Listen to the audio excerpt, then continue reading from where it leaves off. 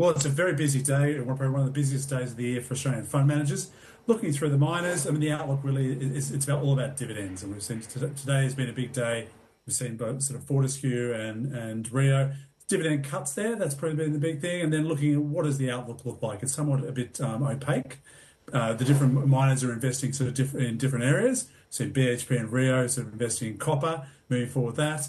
That's going to both have put a bit of a stress on their balance sheets. Rio is a little bit further ahead.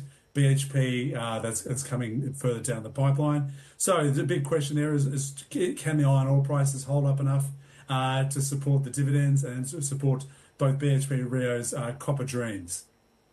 Yeah, it's interesting that you say that because we've spoken to a number of bosses of some of these companies this week who all seem to be fairly confident with the diversification plans and, expanding in other markets to take on sort of China's hegemony in the space of areas like copper, lithium, also that China demand, particularly from EVs, really driving a lot of that as well. How are you looking at that? Because it's an interesting dynamic playing out with regards to becoming sort of beneficiaries of US policy, government policy, and also China competition. Yeah, I mean, whilst all the miners, particularly BHP, were very keen to emphasise their copper credentials, reality, iron ore is driving these companies. That's 80% plus of the profits, a bit more with Rio, 100% with Fortescue. Copper looks like a nice sort of dangly ball, but really what's going to support dividends and earnings the next couple of years is going to be iron ore.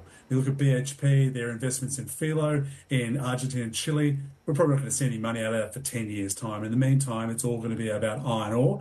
I mean, you talked about sort of what does it look like in terms of tariffs. Probably more direct impacts than initially for Rio Tinto with their big Canadian aluminium assets directly impacted by sort of Trump tariffs. Very interesting. I was in a meeting with a company, Amcor, that sells PET plastic bottles, and they were like quite happy about these aluminium tariffs because thinking that the likes of Pepsi and Coke may switch from aluminium to plastic. So they're looking quite beneficial, could be quite beneficiary of those tariffs.